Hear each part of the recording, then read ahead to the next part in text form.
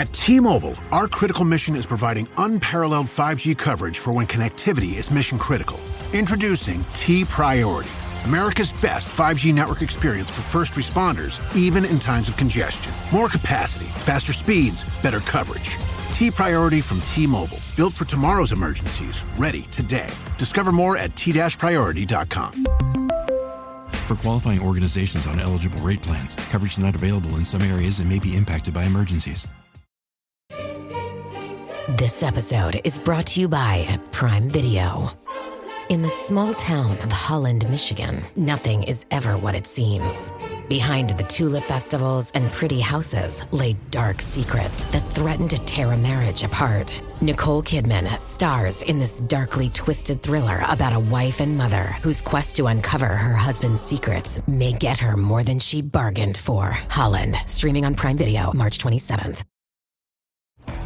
This episode is brought to you by Honda. Introducing the all-new, all-terrain Honda Passport Trail Sport, the most off-road capable Honda Passport Honda has ever dreamt up. The Passport features increased ground clearance, roof rails on all trims, and available specially developed all-terrain tires. And you'll stay comfortable with tri-zone climate control and available features like heated and ventilated front seats and a panoramic moonroof. Learn more at honda.com/passport.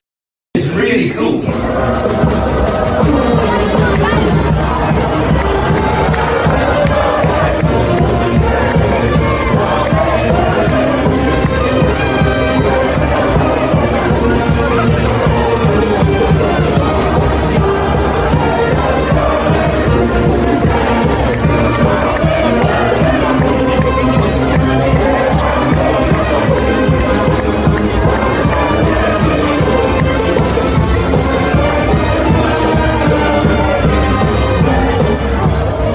Bonjour and welcome to the Rosby's Rugby podcast, your one-stop shop for all things French rugby. So that's top 14, Pro D2, Nationale, and all the stuff in between, which are the towns, cities, bars, and delicious grub of France. I am Rob. I am again doing the intro because Richard Croney is not here. And for all you fans of regional accents, Rhys Jones has earned himself a return to the Rosby's Rugby podcast for the second week in a row. Rhys, hello. Hello, Rob. I'm very well, thank you. Even better. I thought I might be one of the great one-hit wonders of our generation, but thankfully, I've managed to get the call up again, thanks to Richard's Costa Rican honeymoon. But I am excited to be back and really looking forward to this week because there's a lot of exciting stuff to get through right across the piece. And sometimes it's best to go at the top, which you might know you might find one day, but I can go out with my head held high and say, I left at my peak, but I'll continue to listen to the podcast to see, what happens over the coming weeks. Yeah, because you don't want to miss out on any juicy tips for trips to France or anything like that, which is what we're also all about. But anyway, I think this week we just want to get straight into it, don't we? Because it was a fantastic weekend. Personally, I think the last 8 or the quarterfinals of the Champions Cup, I genuinely think that is my favourite weekend of the rugby year. Really? Yeah, I think it's all the weekends of all, genuinely, because you get the quarterfinals, you generally get 4 epic games that are all going to be tight. They're all going to be ferociously competitive with some great supporters, some great atmospheres.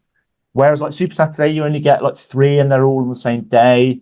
Autumn Internationals, you never know quite what you're going to get. If it's like a final of a competition where you only get 1 game. Whereas the quarterfinal weekend, you get the whole weekend, wall-to-wall, top-level rugby with some... And just like some of the down the years, like the Heineken Cup has produced some of the great epic games. It really has. And I think the one good thing, really great thing about quarterfinals is you don't have it like you do in sort of the previous round where you get some teams, and I've got thoughts on this, but take a second string side thinking they're going to lose away from home. Everybody is coming full throttle because everyone thinks they've got a chance. Everyone is playing. They're in the mixer now, yeah. They're in the mixer. You are 3 games away from winning it. You don't have to think, it's 4 games. Have I got, is it the Pro 14? Where do we stand? These are 8 high quality sides who are completely in the mixer. and they've got absolutely nothing to lose by throwing everything at it, whether it's Exeter, even if it's away from home and the Ernst fell on, they've got nothing to lose by throwing everything at it. So it is a very exciting weekend. And on that note, shall we get straight into it? We're going to run through the Champions Cup. We're going to touch on the Challenge Cup quickly. We are, of course, going to talk about Pro Day 2, because there are some people listening to this just for the French rugby stuff. We're going to touch on Nationale, because at the top of that is carnage. And then, of course, we are going to finish off with some Petit-Fours and some Digestifs. But with no further ado, we are going to delve into the Champions Cup. And the way we're going to do it, we're going to kind of combine our review of the last 16 games from last weekend with looking forward to the quarterfinals coming up this weekend, but kind of in like a chronological order. So the first quarterfinal is Bordeaux hosting Quins. And that was actually the first game of the weekend, Quins versus Glasgow. Did you watch it, Reese? No, I did not. I was actually out on Friday night. I've watched a couple of highlights. I'm desperately disappointed about this game, I've got to be honest. I was gutted by the end. I don't technically have any skin in the game there, but I'm not a massive fan of Quins. And my Scottish allegiances did make me want Glasgow to win. I was gutted by the end, but it was it was a really, really entertaining game. The Quins scrum was very much on top, but their line-out was shambolic, and Glasgow's line-out was very much on top. So it's very rare that you kind of get like that. One set piece is one team's dominant, and the other set piece, another team's dominant. We kind of joked last week when we talked about Sam Whitelock that Scott Cummins was the best maul defender and best mauler in world rugby. And he must have been listening, because he was like, I am. Rob Graham from Rosbeast Rugby thinks I'm the best mauler in world rugby, and yeah, he was bashing around like he had a confidence boost of a man that knew he was the best mauler in world rugby. Well, I think that speaks to two things, and that is one, your ego, and number two, the fact that the legions of roast beef fans is now extended to serious players who take their inspiration, and listen up, players, because you might get some more for this weekend. Take their inspiration from this podcast, where you throw something out there and they want to make sure it comes true, because the voice of and the arbiter of world rugby is there telling them, I backed you this week, don't let me down. But in all seriousness, the way he played, they really got in the heads of Quins at maul time and at the line out. They were kind of changing their tactics as a result of the fact that Cummins and Jack Dempsey and Matt Ferguson were kind of really and Roy Darge were disrupting them at maul time and line out time, which was fascinating, really, especially for a team like Quins, who they're kind of all about, we back ourselves, this is how we play. Go on, Reece. No, sorry, I was going to say, so how do you think the Quins stood up to the test of that, and how did they adapt, particularly at the line out? And secondly, I suppose maybe this is one just to keep your mind on for the preview, but how do you think that affects them going into the Bordeaux game? So I think there was two. So they had them at scrum time. Like Collier definitely had. I was going to try and make a really bad pun there, but the loose head for Glasgow is called Macbeth, not Macbeth. But Collier, key distinction. It was double trouble. It's Hubble Bubble, isn't it? It's not double trouble. It was double trouble for Macbeth with Collier and then Dylan Lewis. Like they every scrum was kind of struggling. There was a lot of scope for scrum penalties. Marcus Smith was brilliant, and I think the commentators. There's something I noticed. It was Ben Kay and Rory Lawson. They were brilliant at pointing out all the subtleties of Marcus Smith's game and why what he was doing was so exceptional. And that's kind of what you want from a commentator, not just Lawrence Dalio. Oh, just look at that. You want them to explain why it's good and how they've done it and how that sets them apart. Monsieur Trilini was fairly whistle happy. Yeah, I caught a little bit of that. That's not out of character. Yeah, Quins were great at the breakdown. I think the worry for Quins, though, on Marcus Smith and Danny Kerr, they have no depth. They played the whole game and they had a 6-2 split. So they didn't bring a back off the bench. And I've seen Green, the reserve scrum half, in the flesh against Leicester. And I can see why they didn't bring him off the bench. Maybe that's their edge he needs. That's the boost he needs. He'll be an absolute world beater this time next year. Quins, I think, just about worthy winners. But it was a great game. Really, really even game. If we just touch on the game that they were qualified on Friday night. They were like, we don't know whether we're going to Bordeaux or we've got Saracens at the Stoop next weekend. The next game was the following afternoon, which was Bordeaux hosting Saracens. And you watched this. I did watch this. I think the gulf in class was laid horribly bare. I think Saris obviously aren't the team they once were, but Bordeaux were magnificent. I think some of their running lines, ball in hand, I think Saris were caught out a few times. I think that Deporter first try, where, the sort of lines, the pace they were running with, the balls, the movement, just completely did Saris a few times. And that was Deporter's first try, which sort of summed up the whole Bordeaux performance. They were quality in the pack. Tamafuna was a bit of a battering ram. He had 12 big carries going forward. They used a lot of their scrum power. Give Saris a bit of a beating, I felt, up front. And then I think that one of the tries of the weekend was that second Deporter try, the hands. It was some of the slickest movement you will see. You can go into the analysis of how they set it up, but in terms of handling, in terms of how slick they were, it was just one of those things that you watch and you think, wow, that is a backline and team at the peak of its powers. And I genuinely think that Deporter try, the second one, the first one's also epic. The second one, genuinely, I think might be the best 5 metre tap and go penalty I've seen. Apart from maybe like a Barbarians one where they do like a chip over the back of the head or whatever. But like the hands are just so perfect. And it's forwards as well. It's like Petty was involved. I think one of the other big lumps was like Samu was there, wasn't he? He was the first carrier. Yeah.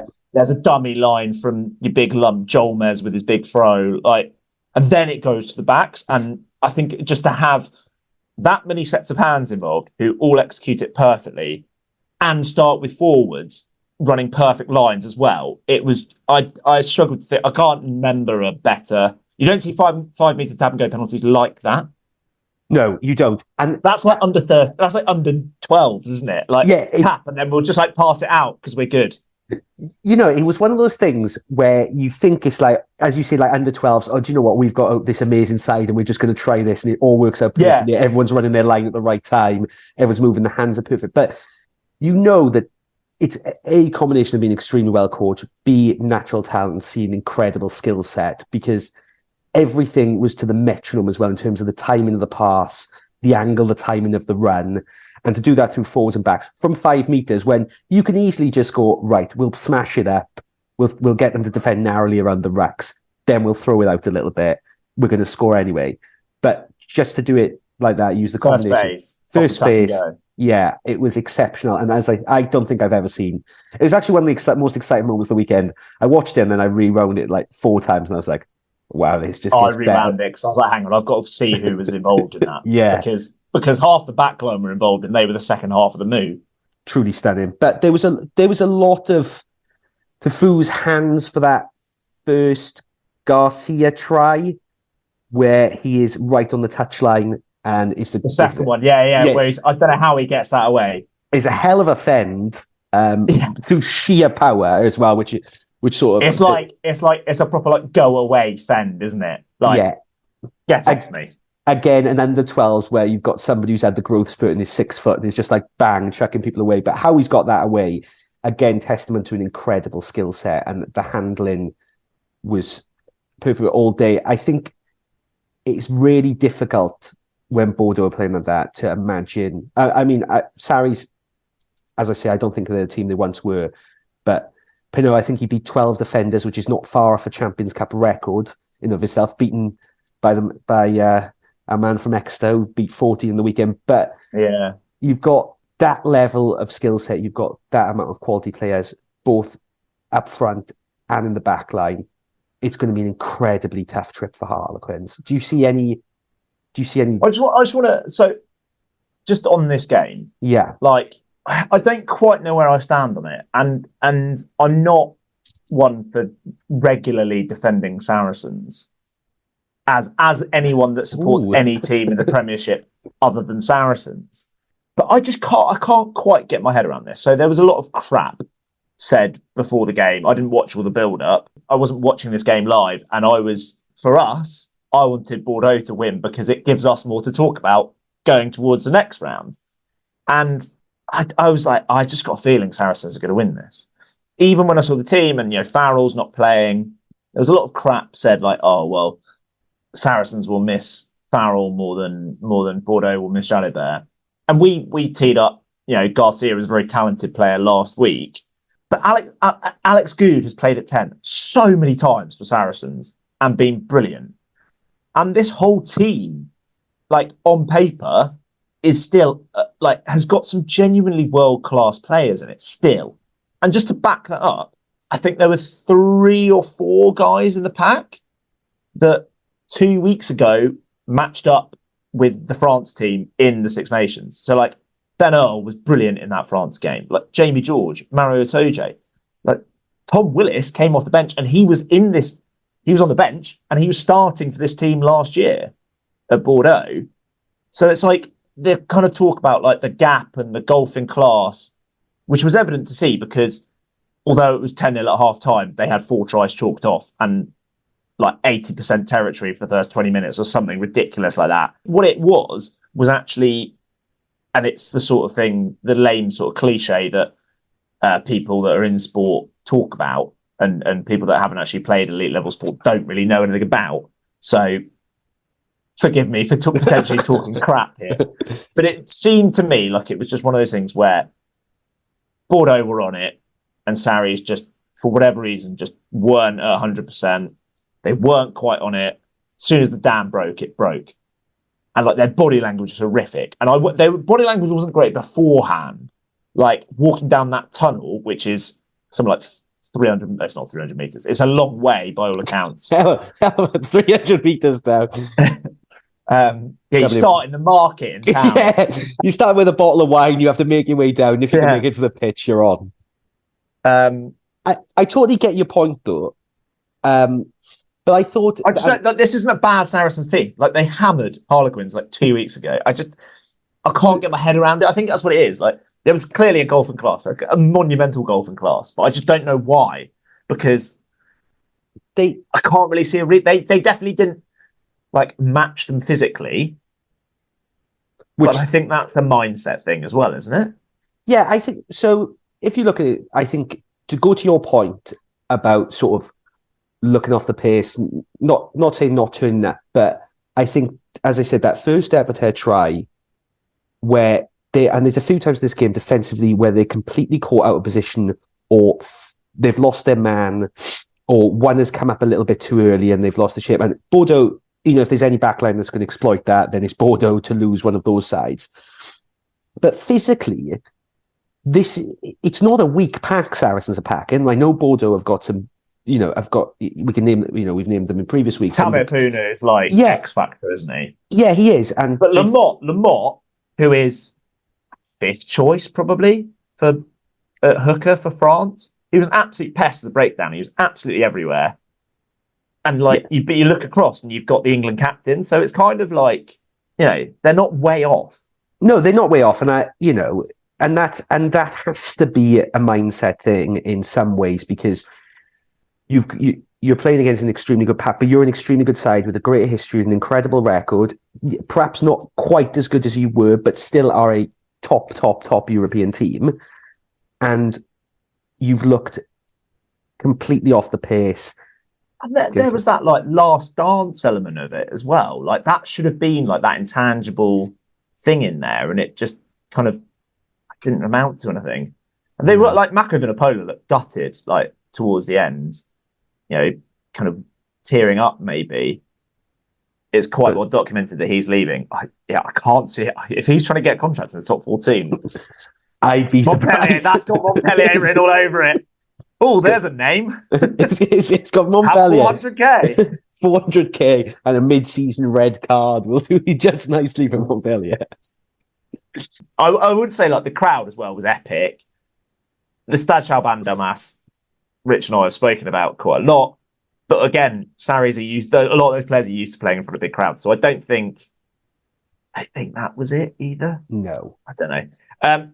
We've actually had a message from Bill in London saying, "Hi lads, loving the pod. Quick question as a relative newcomer to all things French rugby, ahead of a weekend away to Bordeaux to watch Bordeaux or UBB versus Harlequins. Which Bordeaux players will the Quins coaching staff have to be making plans for in training this week? And are there any names I should be looking out for? Thanks." Well, thank you, Bill. And as a newcomer to French rugby, who would I be picking out? So I'm going to assume Bill has probably seen, if he's coming to this, he's probably watched Six Nations. So he knows Penaud, he knows Maxime Lucu, he knows possibly Deporter and Moefana.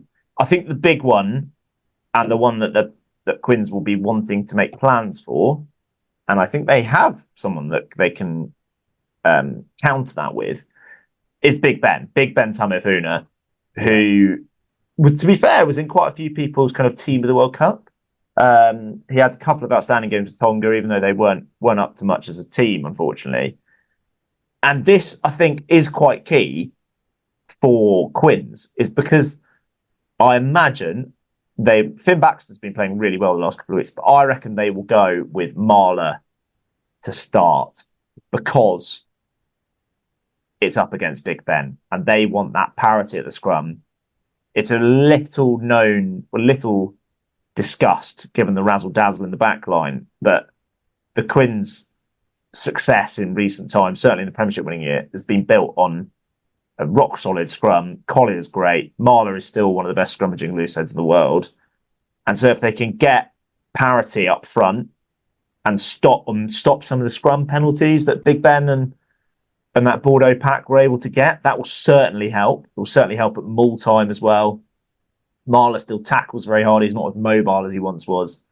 So I think the plan for counteracting that would be, I imagine they will start Joe Marler.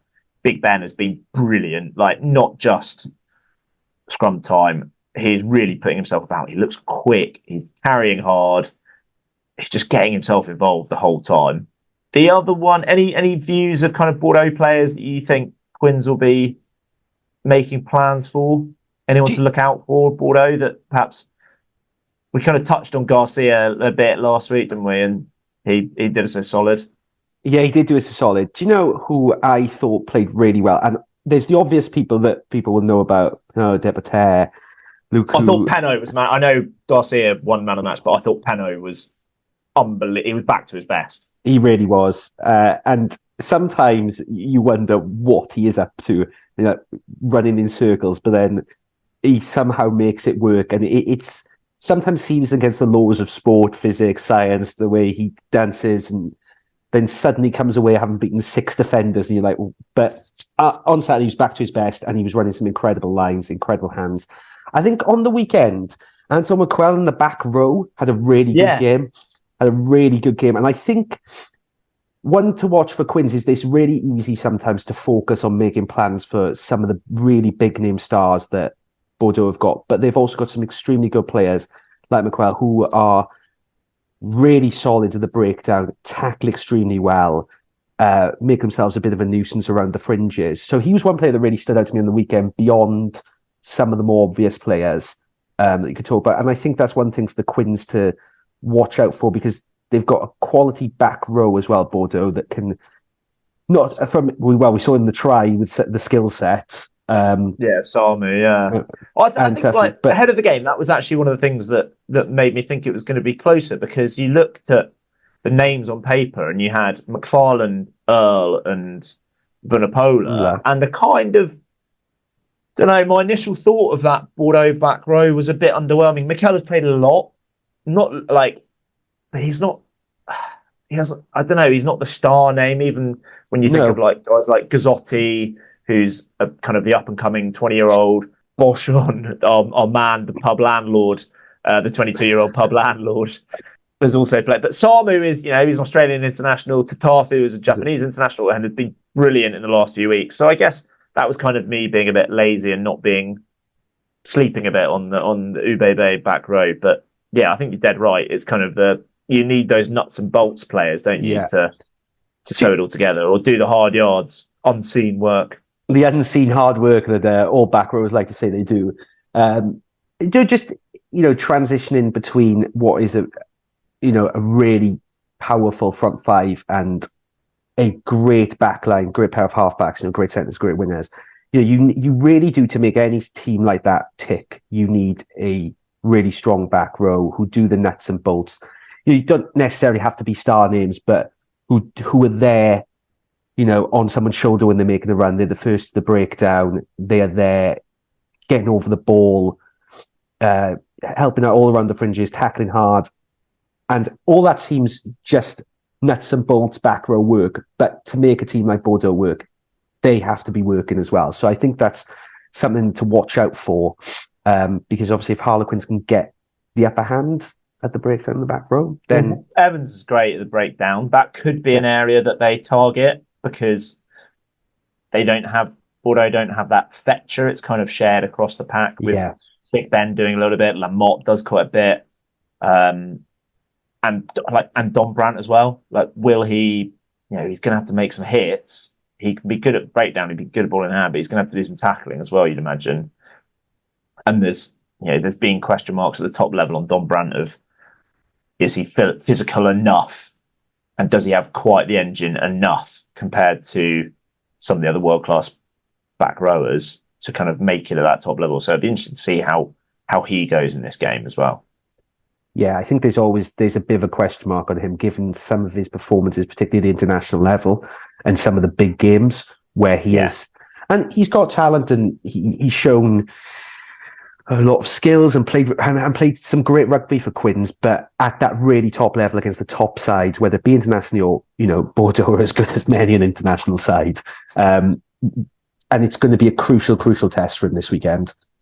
They're going to need, it's kind of obvious to any Quins fan, but they're going to need him and Esterhazen to punch some holes, because for all that Bordeaux have that dazzling attack, their defence in the two biggest games I've seen them play recently, so the Saracens game and then the Toulouse game a couple of weeks ago, their defence has also been excellent. Saracens were going nowhere, and Bordeaux's defence was excellent. Yeah, I think it's something we touched on last week as well, saying that whilst Bordeaux, obviously, naturally the eye turns to Pinot, Deporter, because he's rapid. Because he's rapid, and the step, it's sometimes slipped the mind that, particularly in recent weeks, they have been fantastic defensively, and Harlequins got a hell of a lot of work to do. And as you say, they're going to have to punch some holes with some of their bigger runners if they're going to have any hope of breaking down Bordeaux, which seems to me very unlikely. So what would you say, Rob? Prediction? Bordeaux to win, I think. I reckon it'll be 40 points they'll put on them. I reckon it could be a very similar scoreline. Yeah, I totally agree. Yeah, I think it'll be a very similar scoreline. I think Quins are going to give it their all, but fundamentally, they're just too strong across the park, Bordeaux. Quins are going away. It's going to be too much for them, but I have no doubt Bill is going to have a fantastic time in Bordeaux on the weekend. One more thing, before we dive into the next set of games, another thing for Bill, because I know he'll be planning his weekend, like if he's anything like me, a bit of last-minute planning, early morning on Saturday, because 4 p.m. kickoff on, I think, local time, Marché du Capucin, which is the kind of more rustic food market in the centre of town. That's a great place. You and I have been there, Reese. I think we had champagne and oysters at 11 o'clock on 3 hours sleep, which was tough. The perfect way to get through any hangover. Or if you're flying into the air, flying in on Saturday morning, the Marché de Bacalands, which is near the Cité de Vannes, is the kind of nicer, kind of like the timeout market in Lisbon. Either way, both of them, plenty of food and drink options. But I reckon 4 o'clock kickoff, I think gates open probably an hour and a half before, roughly. Get to the ground. Stade Chaban-Delmas looks pumping.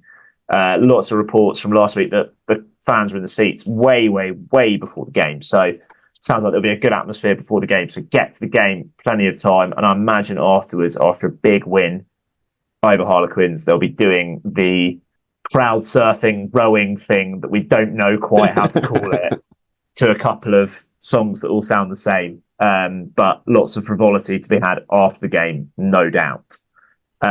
So, Bill, I hope you enjoy Bordeaux. Report back. Bill, but we need to move on.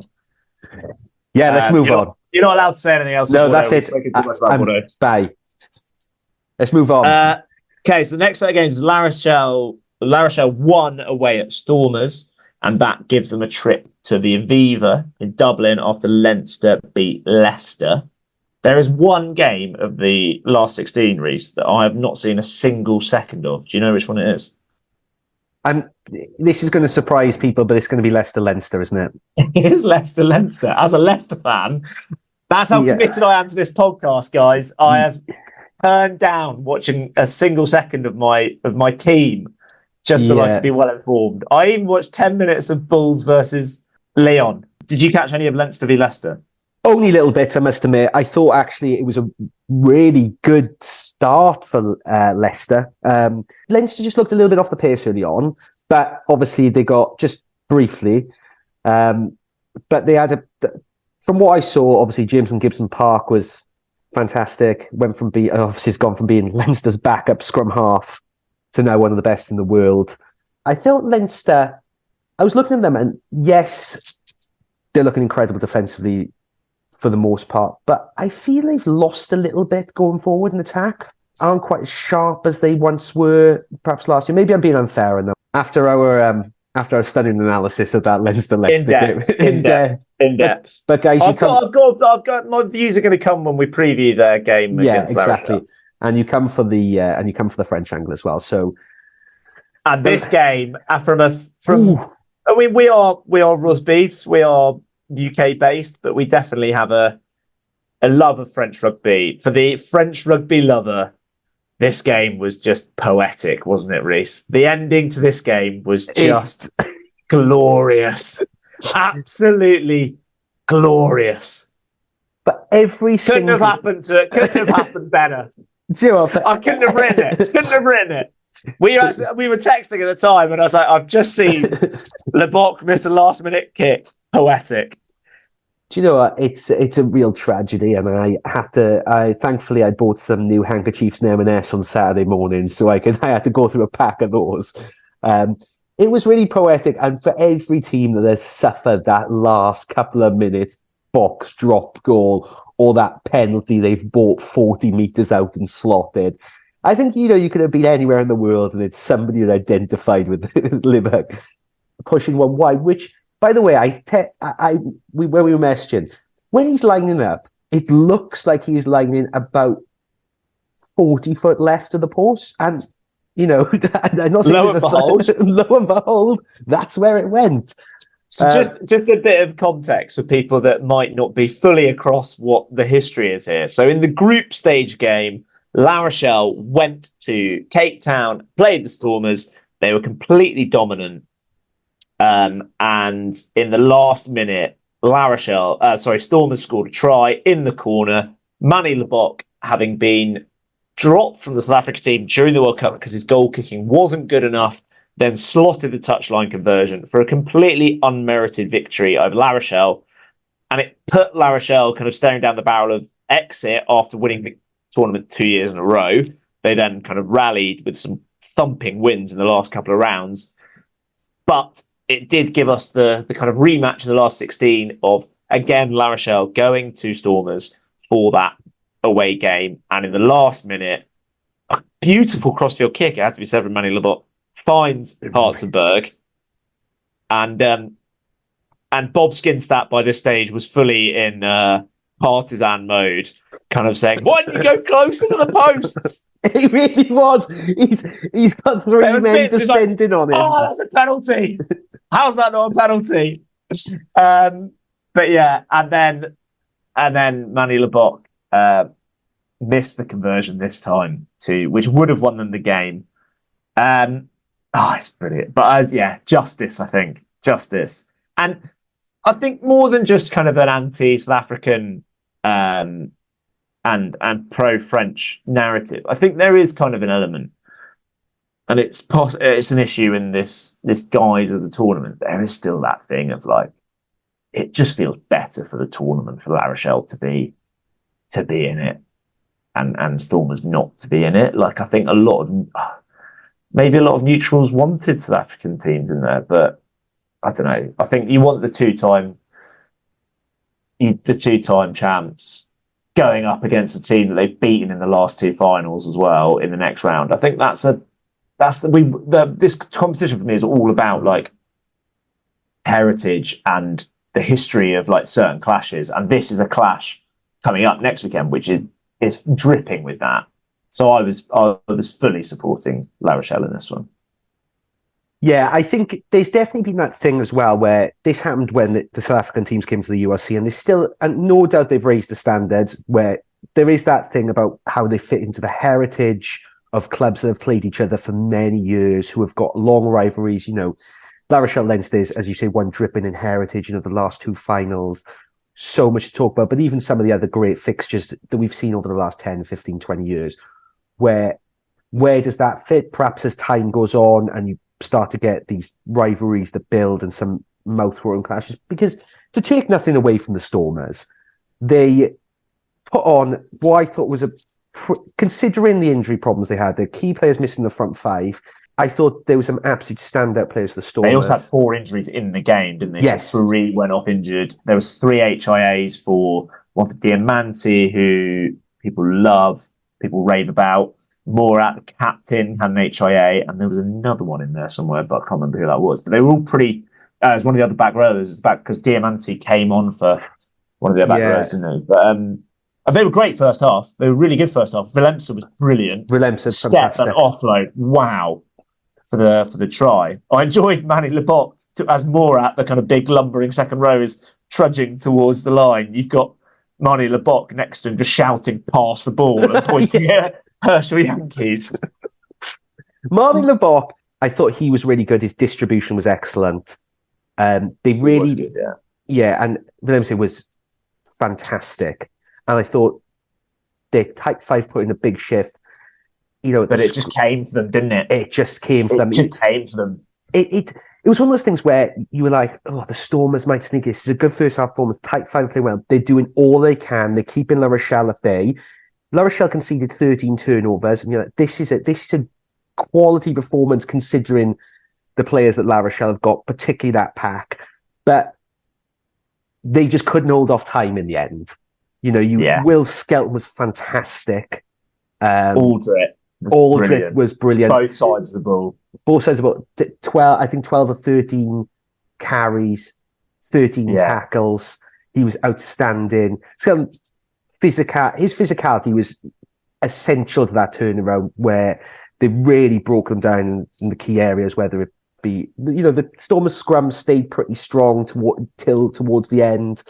But at the breakdown in the maul, carrying, Skelton was excellent and showed some truly outstanding sportsmanship as well. To protect. He was also like breaking up fights. It was brilliant. That was lovely to see. He had kind of a protective role all game. Yeah. Sorry, I just cut you off there. No, it was just, I can't remember who it was. Who was just who was injured. I think it was Morat. Yeah, and he's just protected being clocked by Will Skelton's knee, which I imagine does knock a man out.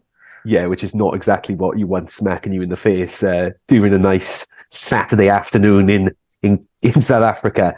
But I thought he was fantastic, and I thought La Rochelle, I've got to say, this is taking nothing away from them, because particularly the second half, and it was extremely physical display, and they broke down what was some great resistance by the Stormers. Thought a couple of times they got the rub of the green, a couple of decisions at the breakdown. And nothing, I don't think that would have changed the outcome of the game, but a couple of times you felt the penalty could have gone the other way. The back rower that came on, I've got it written down somewhere, Tiernason or something like that. Yeah.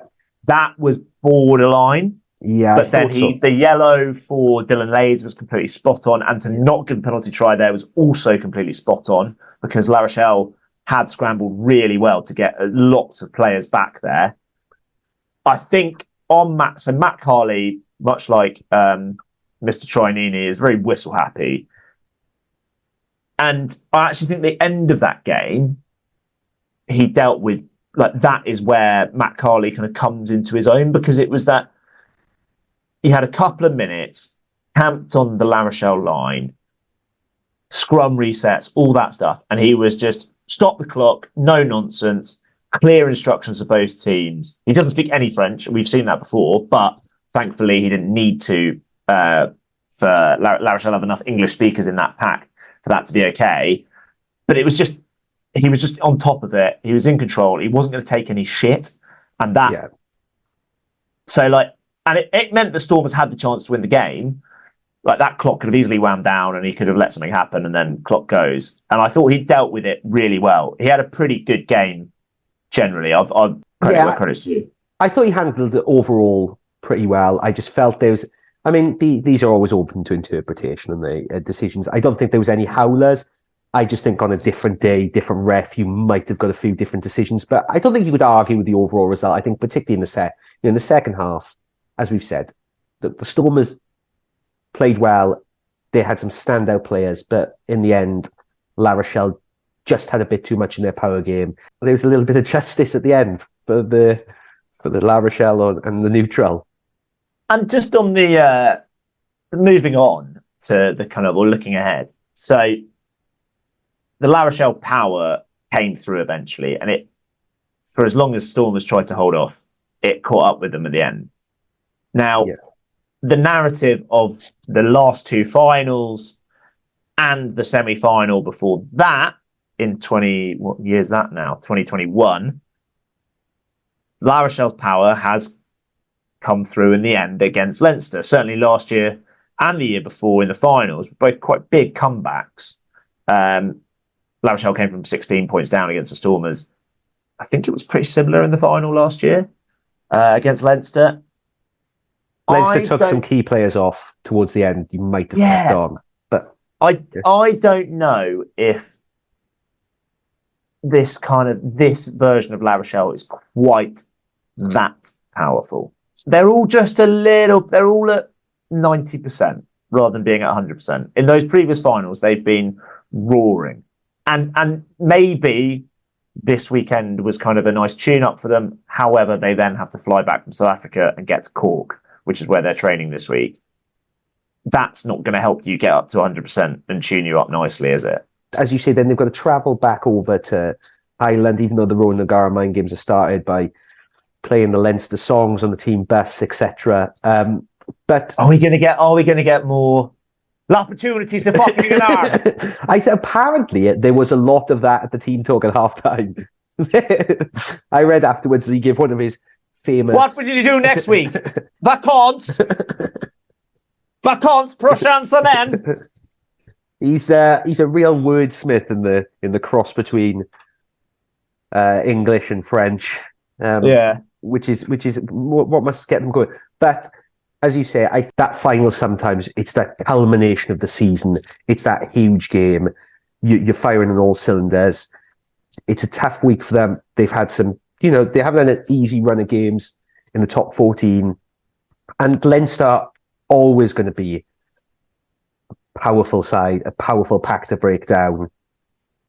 So this is going to be an incredibly tight one. I don't know whether it's like that thing of are Leinster bottlers in knockout games? They haven't won a tournament in the last 3 years, I think, including the URC. Yeah. Is this kind of early enough for them to not bottle almost? Like quarterfinals, we can get through one of them.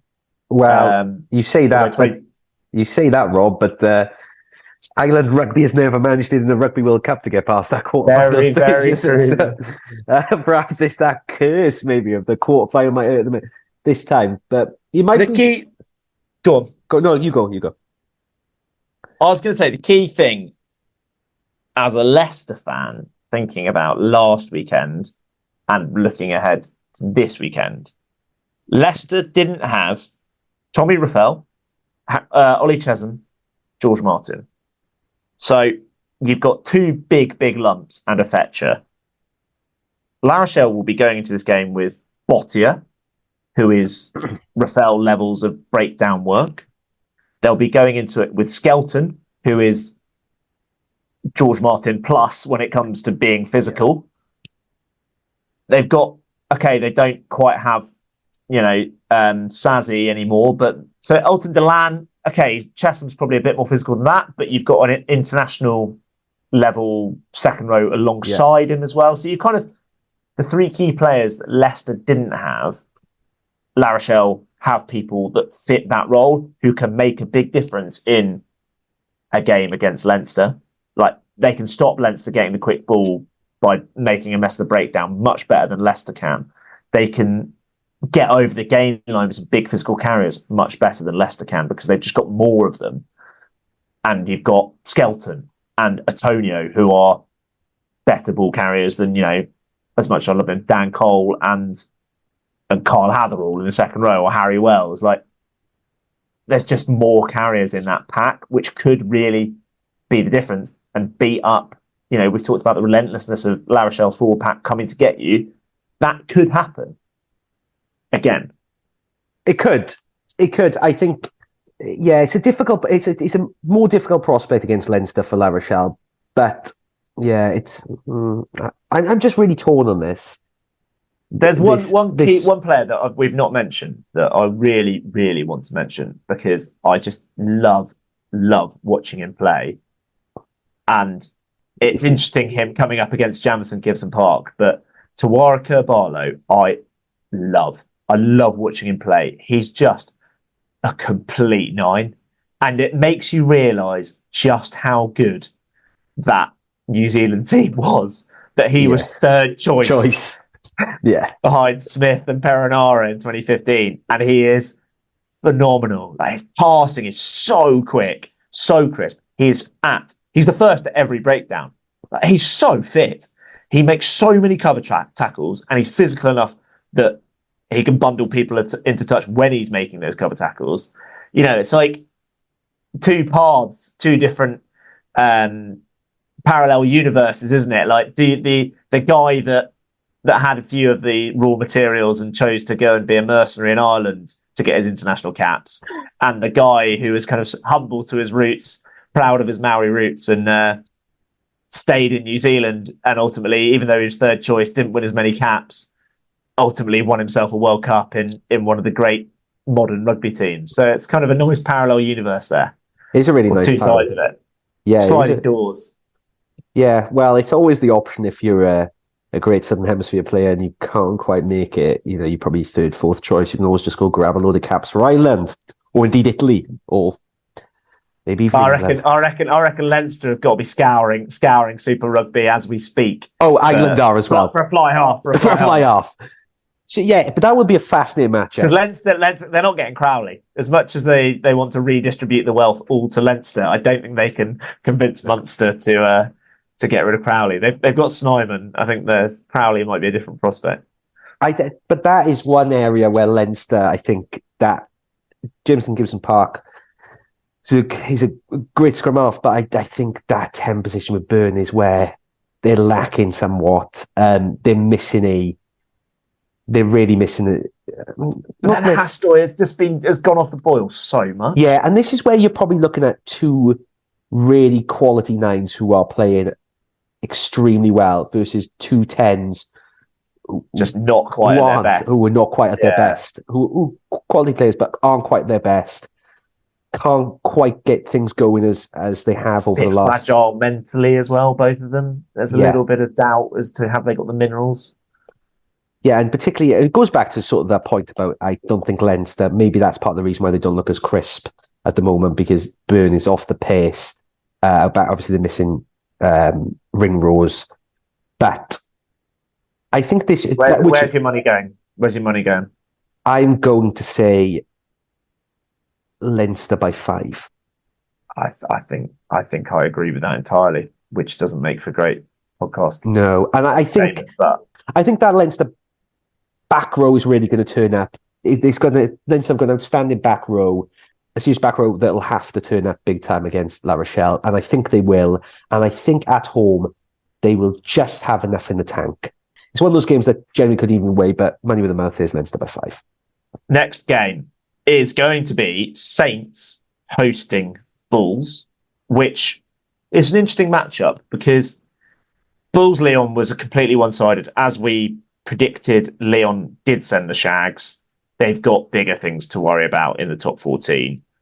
They are 12th. They've got a great home record, but and they've got a great pack, but they didn't send any of those players, and they were away from home. Bulls, a physical team with some quick backs. That's kind of all I know about them, to be honest. I don't watch the URC. I've not been that enamoured with watching them in the Champions Cup this season. Saints I know quite a bit about because I watched the Premiership, and that Munster game was epic. That was so thrilling, so high tempo, high ball in play. I think Munster are they've not actually kind of quite as successful in the Champions Cup as people think. They've won it twice, but they're so embedded in the history of this tournament. They're just always there. I think they embodied the tournament, like that kind of the crowd, the travelling fans, the fortress home stadium, and just pulling big performances out when they really need it. And I thought they were going to do it. Tyburn is an absolute phenomenon, but my God, the tempo that Saints played with. The Bulls, just to touch on them for a quick second, it's difficult to sort of not tell a lot, because we know the Bulls are a good side. They play really well in the URC and they've played well this season, but it's difficult to sort of extrapolate too much from the Lyon, where they've sent the Shags and got an absolute pasting, but at altitude. But there's still going to be a stern test for the Saints with the quality of player they've got and the experience they've got. I think I'm intrigued to see. It's an interesting matchup because Saints have improved significantly physicality wise and defensively. Like, that's the big thing that people are talking about this year with them. I think the big element of this is the travel. I think this is where it comes to it, because they've got to come over from South Africa. Okay, Saints have a 6-day turnaround. Bulls have had a full week. But given that what Saints did was run Munster off their feet, and yes, a slightly ill Munster team maybe, but they ran them off their feet with the pace, with the tempo, high ball in play time. Can they live with that off the back of what is going to be a relatively down week in terms of training? How will Bulls match up when it comes to game day? I personally think Northampton's tempo wins them this game, and just if they can keep that tempo up and get over the gain line enough and be physical enough. That is probably one thing that it makes it tricky for them, is the travel, because just to turn around, even though they probably didn't get a harder run out as they probably should have on the weekend, it's a long way to go. I'm going to go against the grain here. I'm going to say Bulls win. Bulls physicality, and Bulls they match them for the pace. Yeah, I think they can. It's. I can see it happening. I think they can match them for pace. I think they can match them tempo again. But I'm going to go Bulls. I think Bulls by 7. Okay. And we will preview and review the next set of games, which involves Toulouse, after this interlude, which may even be an Allez Toulouse song, if you're lucky.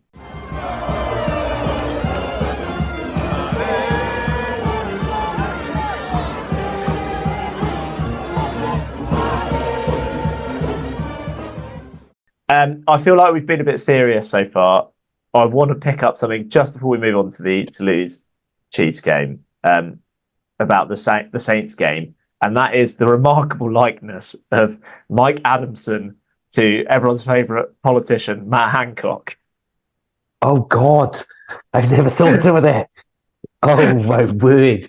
Anyway, the final game of the weekend will be Toulouse v Chiefs. So Chiefs versus Bath was an interesting game.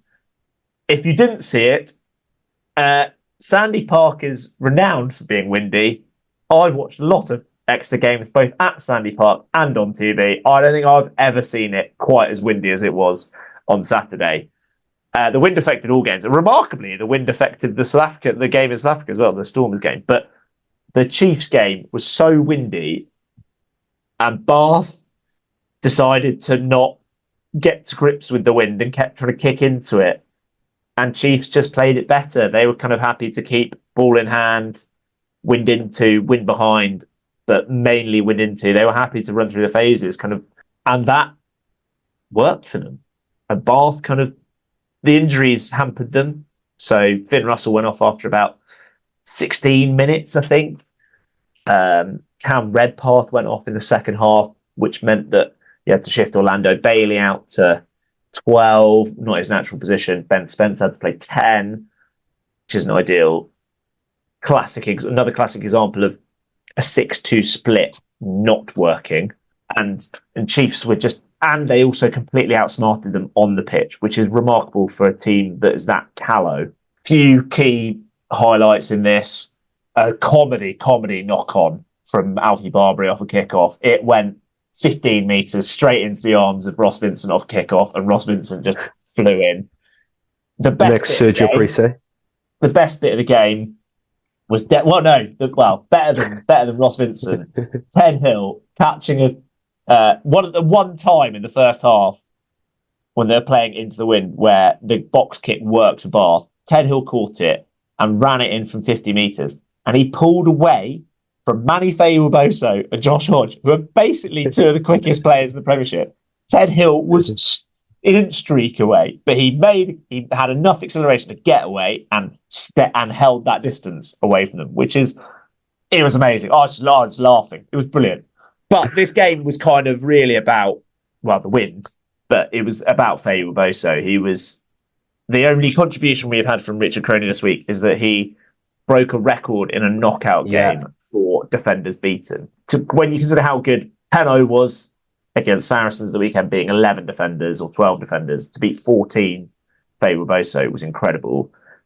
He was powerful. He got himself involved all game, like Mark Talea was in the World Cup, just always coming off his wing, always getting involved. You don't expect a winger who's that young to be your main kind of momentum giver. Like, there were certain instances where he would kind of be on a short line or pick and go type thing, where he is making that bust, and then off the back of that, that's given them the momentum. Only making a yard or two, but it gives momentum to Roots, to Chunza, to Jenkins, to Fizilau, like piggybacking off your winger, which is mental.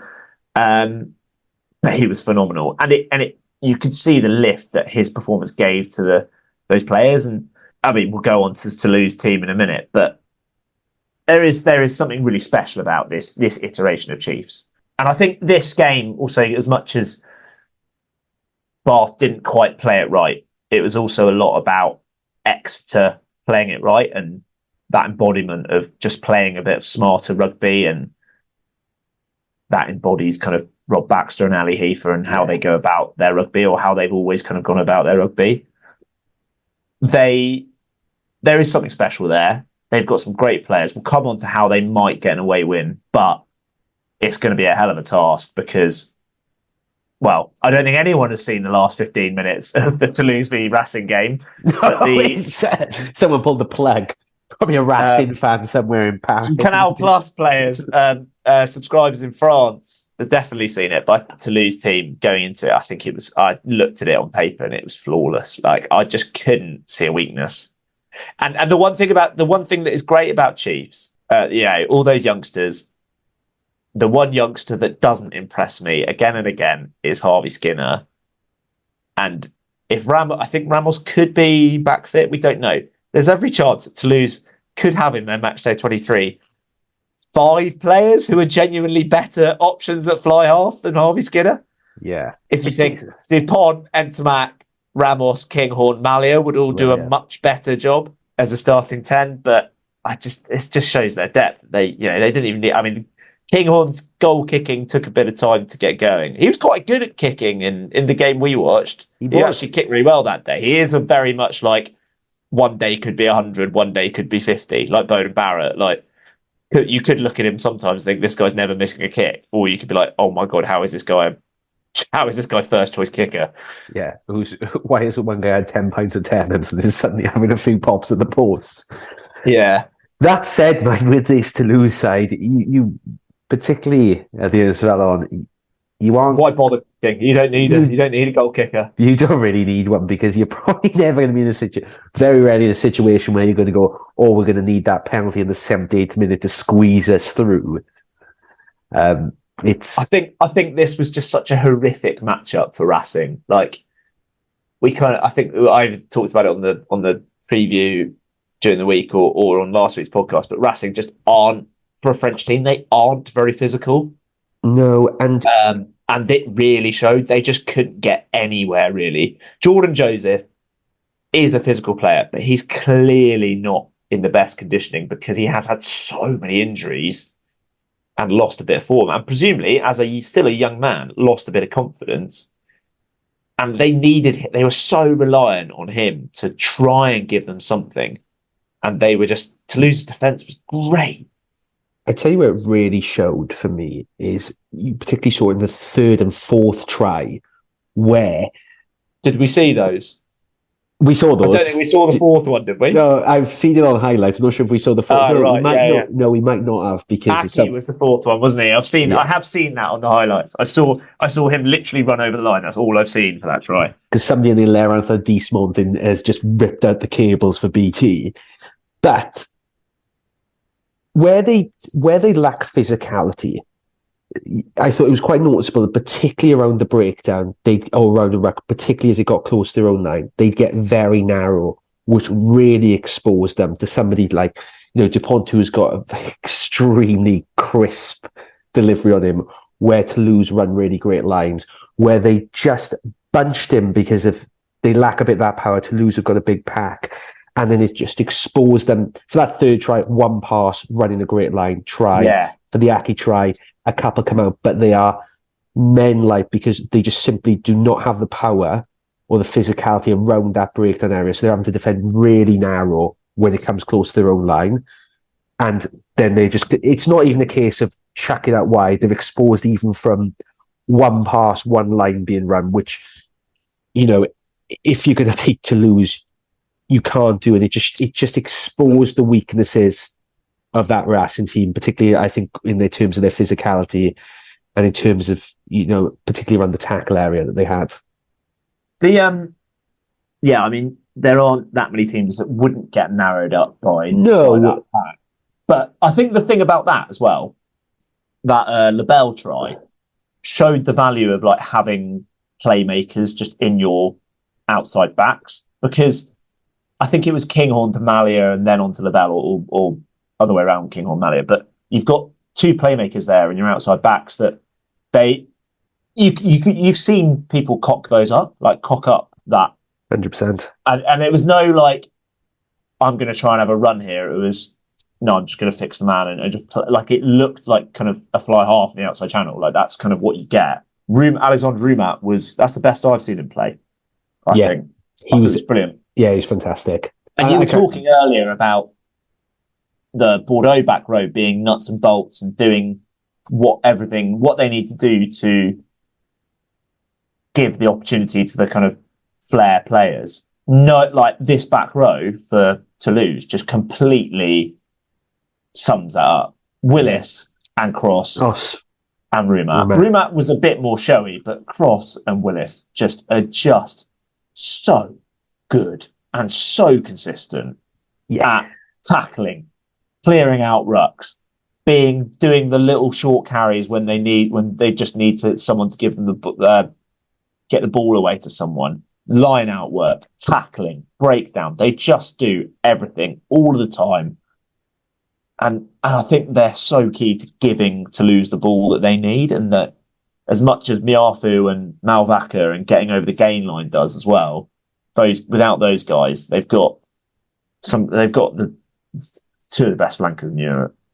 100%. If not the two best for me. Cross has been sensational this calendar year. Yeah, it also. And I love Willis.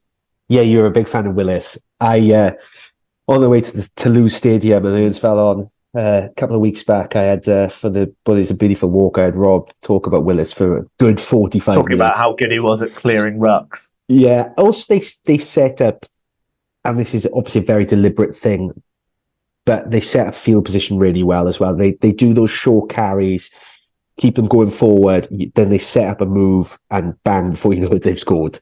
And that stuff is just what, as we said with Bordeaux, is just really what makes it all tick. Yeah. It's easy to look at a great try and say, wow, how great was Tony D, because we all love him, how great was Entermac. But that is the glue that sticks everything together and that makes them as good as they are. I mean, Willis, I didn't used to like him. I don't really know why, because he's always been class, but he's really grown on me. It's just such a quality back row. The one thing I suppose for Exeter is their ball was a bit slower than usual to lose. Yeah. On the weekend. I think 43% of their ball was under 3 seconds cleared from a ruck, which even compared to Racing was about 60%. I think the weekend average was around 60%. So, really? Yeah, so I think their ball was... I think that is obviously covered a lot by their extreme strengths in the back line, but the ball was probably a little bit slower than they're used to for Toulouse. A little bit slower than you probably expect. Perhaps something Exeter can try and exploit as one perhaps opening. It's not often you see many weaknesses, and I wouldn't say this is an ongoing weakness, but perhaps it's something that Exeter can look to this weekend as a glimmer of where they might want to try and attack for Toulouse, to try and slow that ball down in any way they can, versus, particularly once Toulouse get going, they start to get points on the board, the dam can break really quickly, so perhaps that's an area they might want to target, but easier said than done, rather them than me. I'm sure this line will be trotted out many a time this week, but this could be men against boys. There is something special about this Chiefs team, and they will have to find some reserves of that specialness. I don't want to fully write them off, but I just think the physicality of Toulouse is going to come too hard for them, and I think last weekend was actually them just being a bit rusty. Like they just knew. I think they knew they had enough in the tank to beat Racing, and Racing were never really going to trouble them, so they've never really got out third gear. Could be an early scare, maybe. Chiefs start well, but there's every chance that ultimately Toulouse just completely run away with this. We said Bordeaux, Quins could be a kind of 40-something teens scoreline. I think this is going to be. It's hard to see something significantly different in this game. 100%. You know how much I love Sam Warburton, and he was trying his very best to sort of find a little glimmer of hope from the Chiefs. He was like, Toulouse have lost this year a few times. I was thinking, not sorry, Sam, as much as I love you, but there is, look, I would put my mortgage, or I should say my girlfriend's mortgage, on the fact that Toulouse are romping this. This is simply just too much for them at this point in time. Where Toulouse are, where they are, you can easily see it being 30 plus Toulouse's way. And while there might not be much to be enjoyed for Chiefs fans travelling to Toulouse this weekend, on the Sunday, if they are flying out on the Friday morning, they could go to Agen, which is not what we did. Agen versus Angoulême. So Agen's about an hour on the train from Toulouse. Or they could do what we did and go to Montauban. Montauban are at home to Nevers, a must-win game for Montauban. Yes. 2 good, entertaining Pro de games there. Angoulême and Montauban both scrapping for their lives in the relegation battle. We've just got to go through the Challenge Cup. Me and Rob last week, if you were listening in, talked about which French team might turn up, which might not.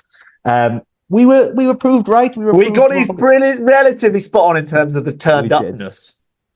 We did. I think there was, just to go through some of the fixtures quickly. There was a great win for the Ospreys at Bridgend. The Bridgend Ospreys. The Bridgend Ospreys. Leith is going to be kicked out of that fairly soon.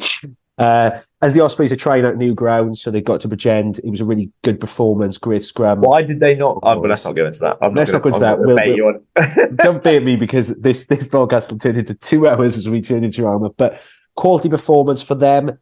They are going to play Gloucester, who will come on to in a sec, but just round up some of the other games. Ben, which we said handily beat the Lions.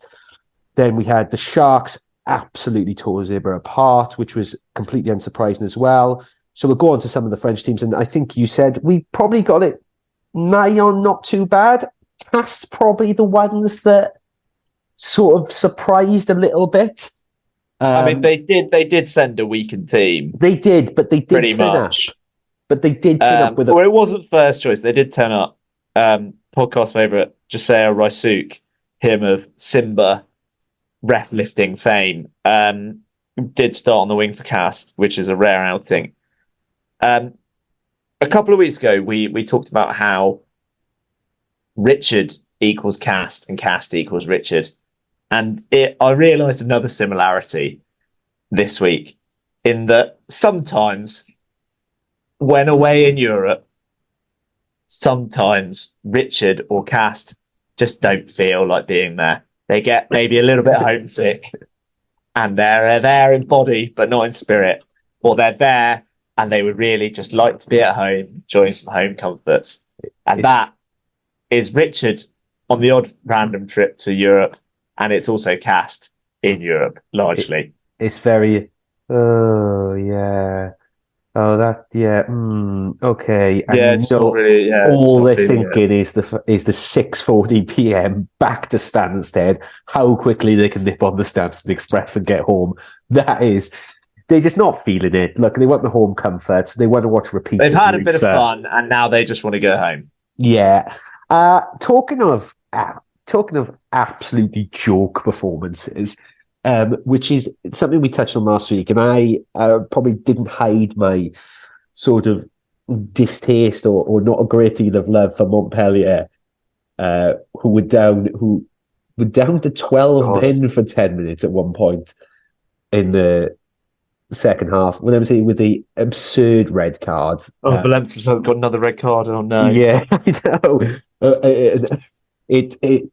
We said they weren't going to turn up, but they did. We said they were going to send a 1.5 team, which I think they kind of did, really. But I also said that they might still win, which I got very, very wrong. Well, Ulster they're a pride, and they're pride in Europe, and they sent a full noise team, and they're on the way back up after a pretty torrid season. Also, not your fault that Montpellier got 1 red card and 3 yellow cards in the space of about 20 minutes, which sort of, for me, sums up most of their season. Or the headlessness, what's happening 1 minute is totally different than what's happening the next. But Clermont managed to, which I think is an important win for them after only winning 1 in the last 6 in the top 14. They left it really, it's really tight towards the end, 27-22, but I think it's an important win for them. Any sort of reflections or what do you think, what it means for them? I think, Clermont v Ulster on Saturday afternoon, I've already seen some hype on social media on the Clermont accounts.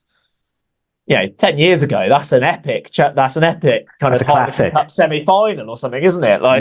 I think of the runners and riders, I'm unchanged on where I was last week, in that I think Gloucester or the Sharks are the team winning that. It's just whether the Sharks can be bothered to kick into gear as they did kick into gear last week. I still think the winner comes from those 2 games. So Ospreys do have an outside chance against Gloucester, but I think Gloucester are really keen on this tournament. Edinburgh, they've got to go to South Africa. That doesn't help, but I still think Ulster maybe if they're on the way back up. But I think I'm not moved. I don't fancy Benetton. No jokers though. They can give it a good run. They're not. But I think when it comes to it, semis and final, then they're not winning it. No, I agree. I think. Poe sort of a bit unlucky, but at the end they got a sin bin right at the wrong time. But there's a few good fixtures to look forward to next week. I think Gloucester Ospreys will be good. Clermont Ulster should be a really good one, as you say. It's sort of one of those 2 sort of faded giants of yesteryear, sort of fighting their way back. So there's some really good matches there to watch next week. And I think probably that sort of covers the Challenge Cup. Challenge Cup done. And I think French teams will turn up. The one French team that is left will try and turn up in this game. Yeah, I think that's our conclusion. Here comes Nostradamus with another classic of the genre.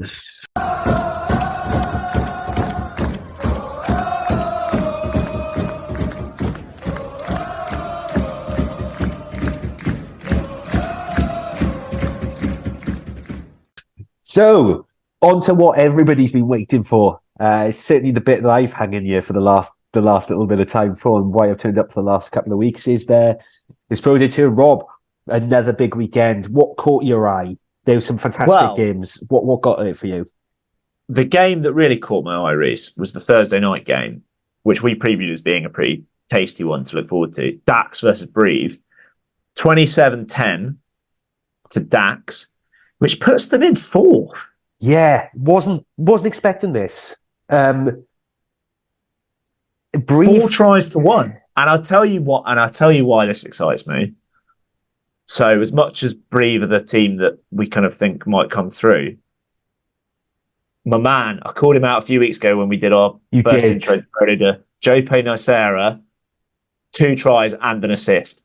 He was phenomenal. One of them was a kind of rubber through and he's just gassed it. There aren't that many people quick enough.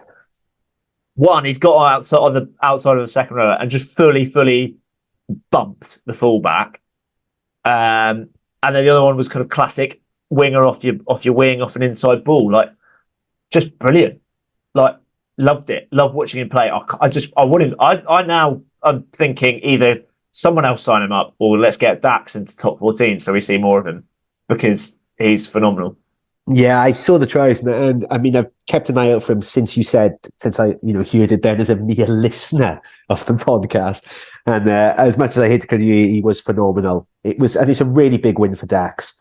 They've got a huge game next week. They go to Van, which is a mouthwater. I tell you, which is a game that 2 games that really got me going a little bit. Which one really unexpected. I didn't think Ron Normandy would win.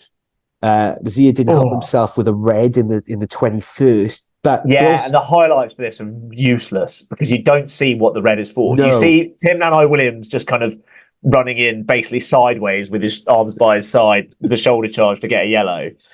And then in the next minute, there's a red card. I think it was just a high shot based on the conversation. But at that point, they're down to 13 men. It doesn't actually cost them in that moment that much. But I think it would have done eventually. 60-metre drop goal as well. From Gaban Law, yeah. I thought this guy was just an absolute flyer, but turns out he can knock him over from 60 as well, which is pretty useful to be quick. And, I mean, it was windy everywhere. I'm going to assume that was downwind. Ye have little faith, my friend. Well, but it gives Rouen an outside chance of staying up because they aren't, staying up both in the access match because they're now only 2 points behind Montauban. So if they can get into the access match, that's kind of in their own destiny to an extent. But they're only 7 points behind Sax V. So there's still just about enough time for them to catch up on Sax V if they keep this run of form going. And actually, I kind of commented on something on Instagram that surely Rouen aren't going to win at home. And I was called out. Rouen have won 4 in a row at home. You know, they're a good team at home. And I was like, yeah, but Béziers are a different proposition. And I was wrong, you know. Sebastian Tillersboard and his men getting a bit of good form at home, which could keep them up. They're picking up wins. They've been pretty good this calendar year. Yeah, and I mean they haven't got as bad a running as Montauban have, who we mentioned last week, of a terrible horrific running. The Nevers is home this week, which is a must win for them. Saxby have got a Gen away, my boys, which will be a tough game. They're not winning that. They're not winning that. It's your boys. They can't see them winning that. So it's a really Ron put themselves in a position where when it looked like maybe 2-3 weeks ago they were down and out. You're thinking they're sick. They're just down. Who is it? Well, because it was their home games were against Béziers and then this week Provence. And as looking from a distance, that they should struggle in those. But Provence haven't been great against the lower teams when going away, so they could pick up another one on Friday night if they continue this home form. The other game, we touched on it there. Sax V were at home to another high flying team, Van.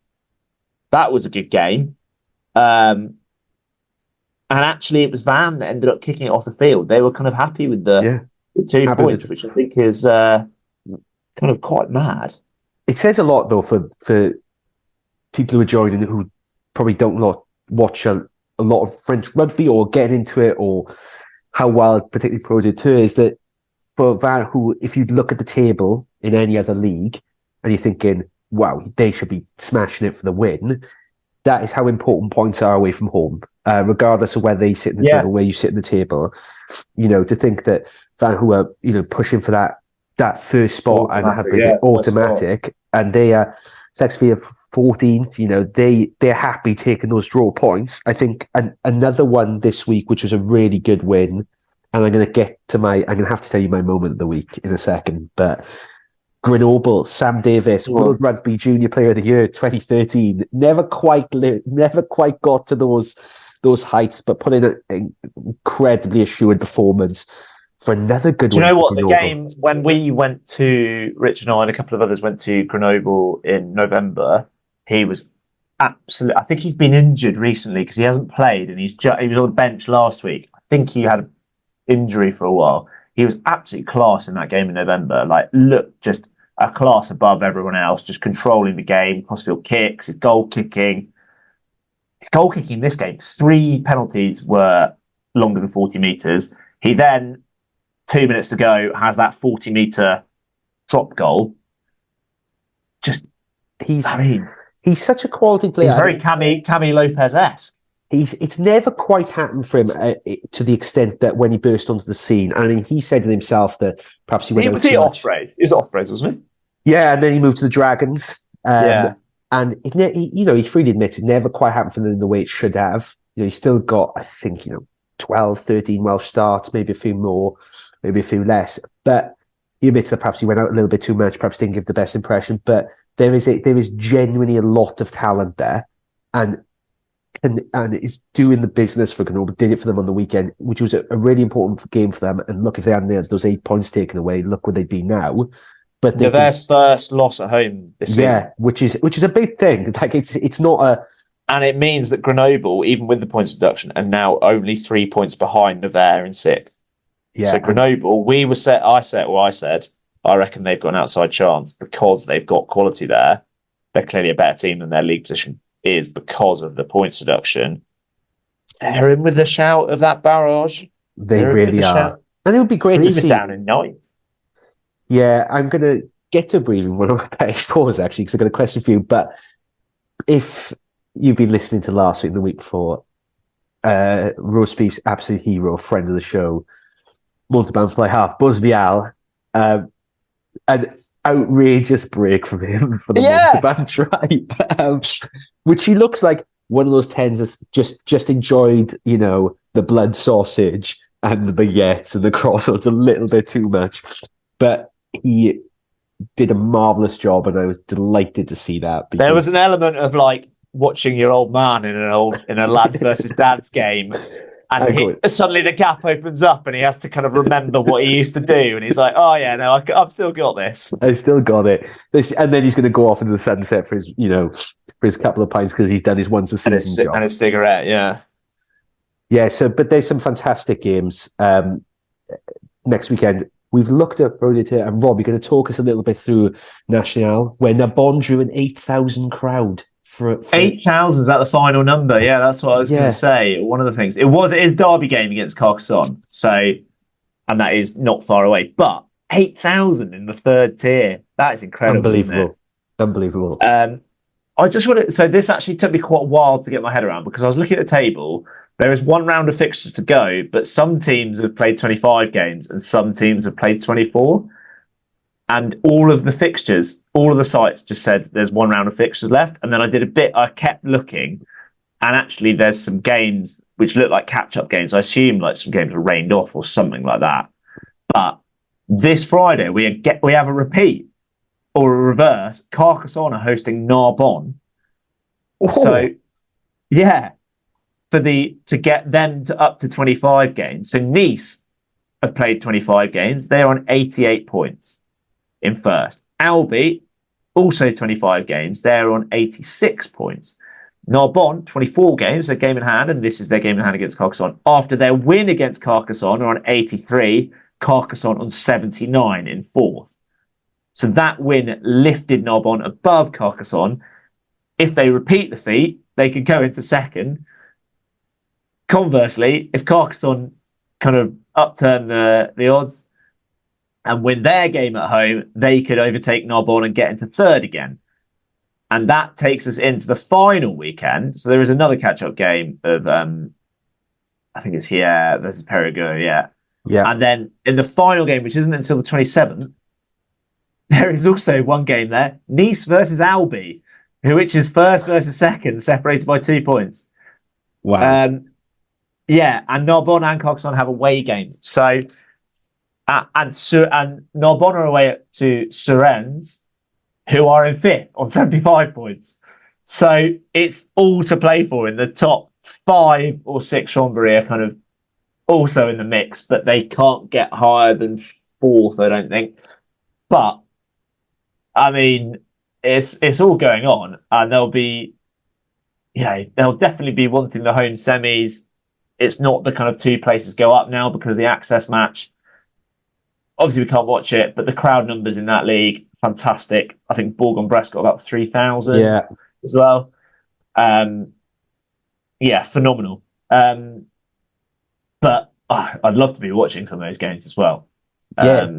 These leagues are just the gift that never stops giving. Even when you go down, you go down to Nationale, it still stays as tight. It's still the drama. Going to have to find a way to get some of these in at some point into the travel schedule. The mention of Bourg-en-Bresse there brings us on to the Petit-Fours.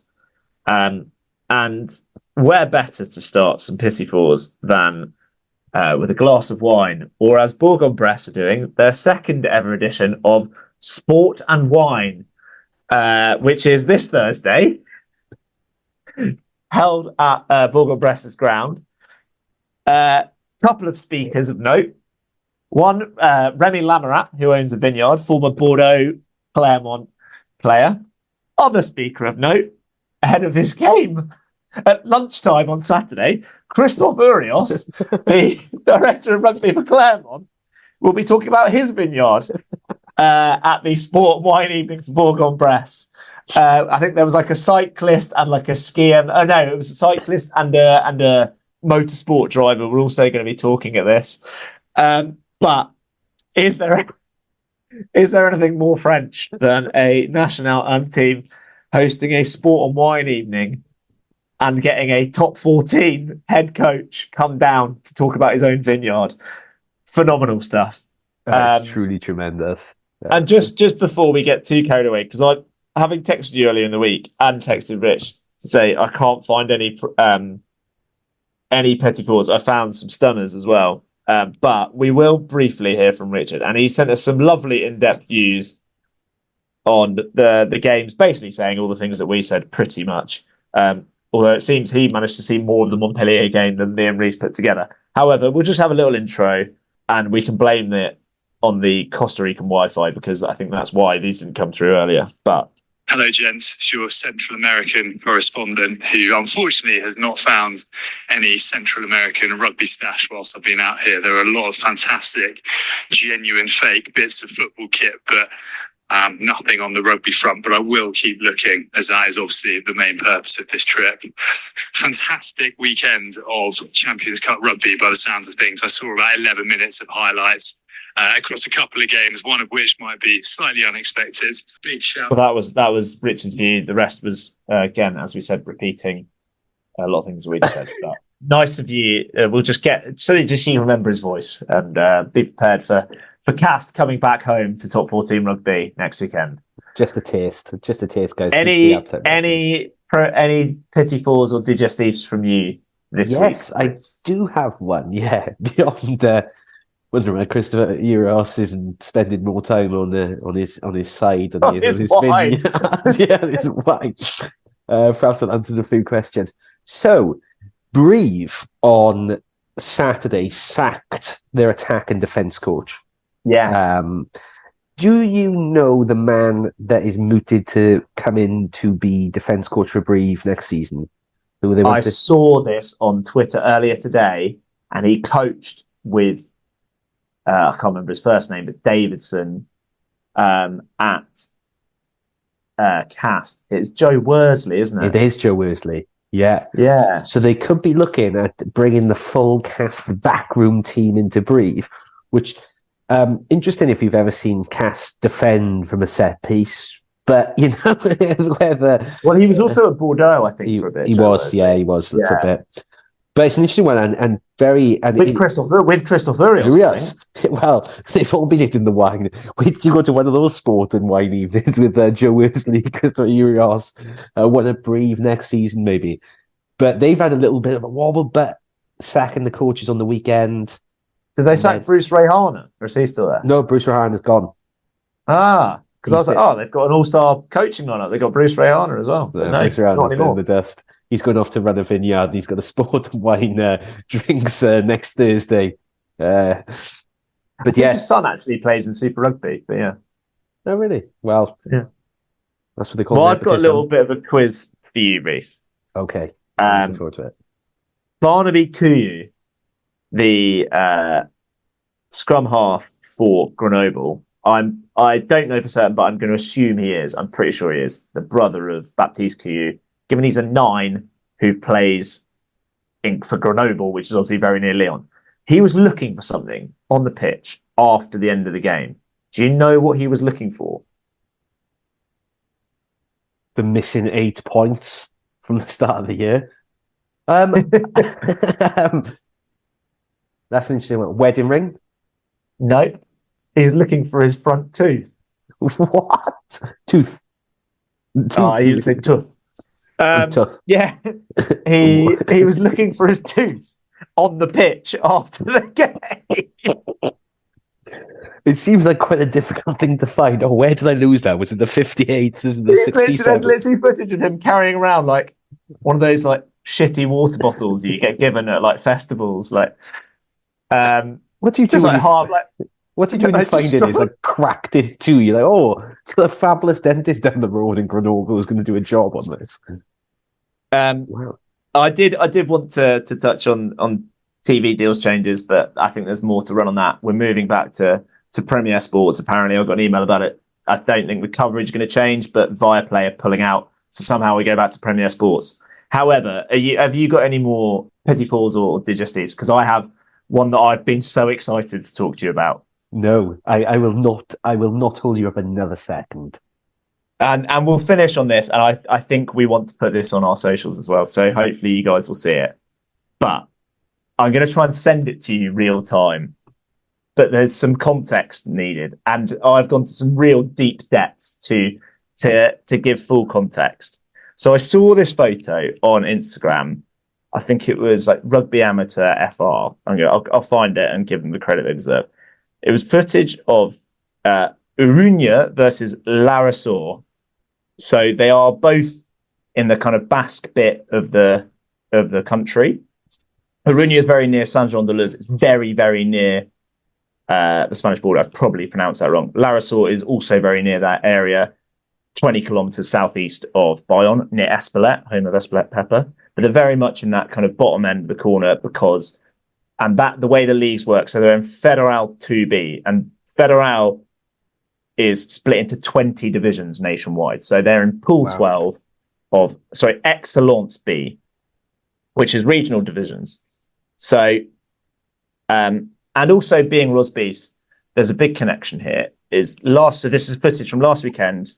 It was the last game of the season. They're kind of mid-table. And it was also the...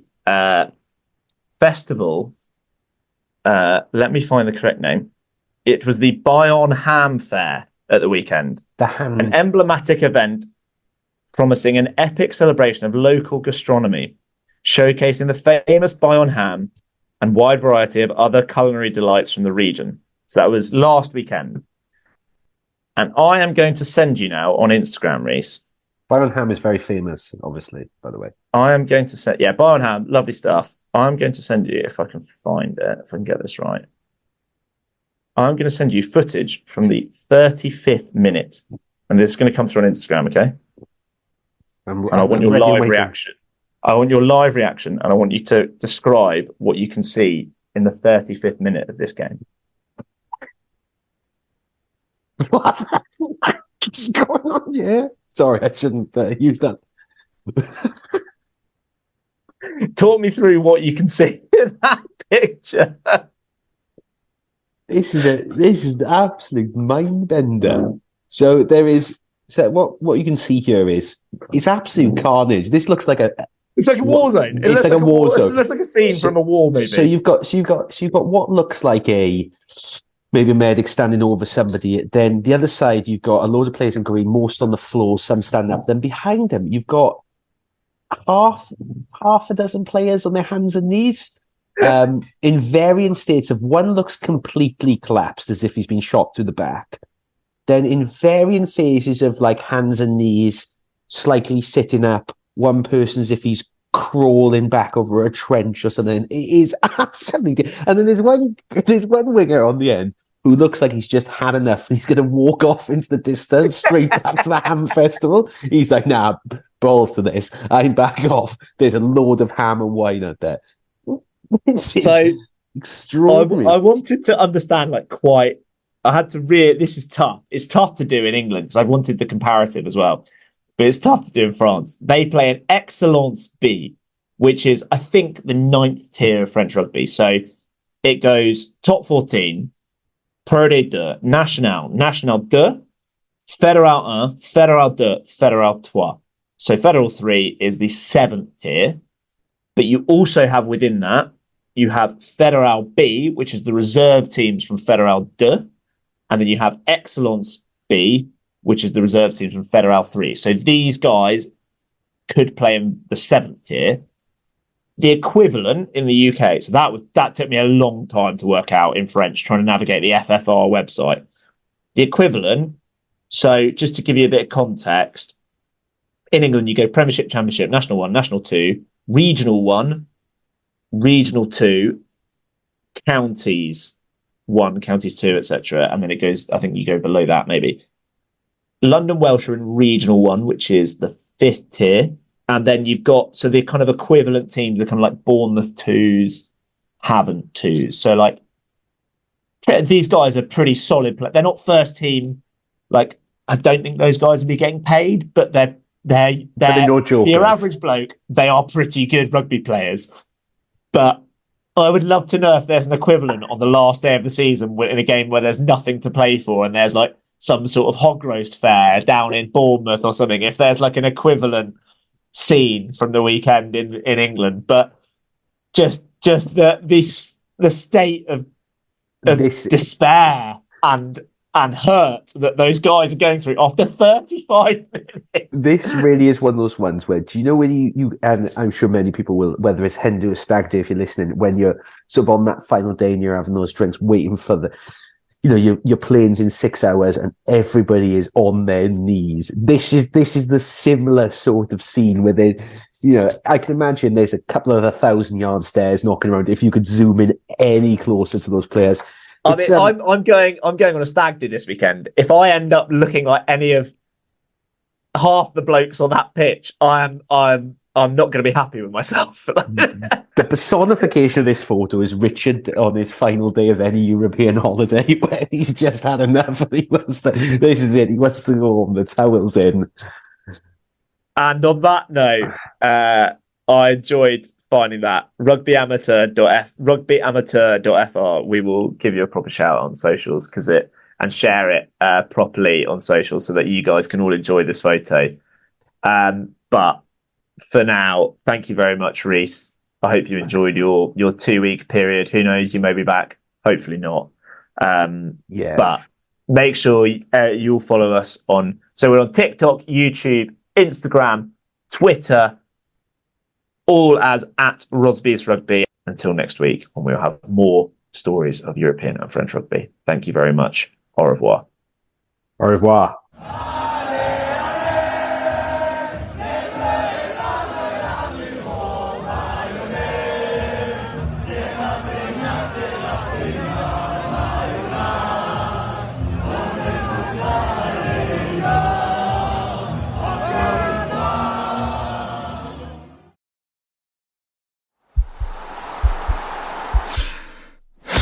This podcast is part of the Sports Social Podcast Network.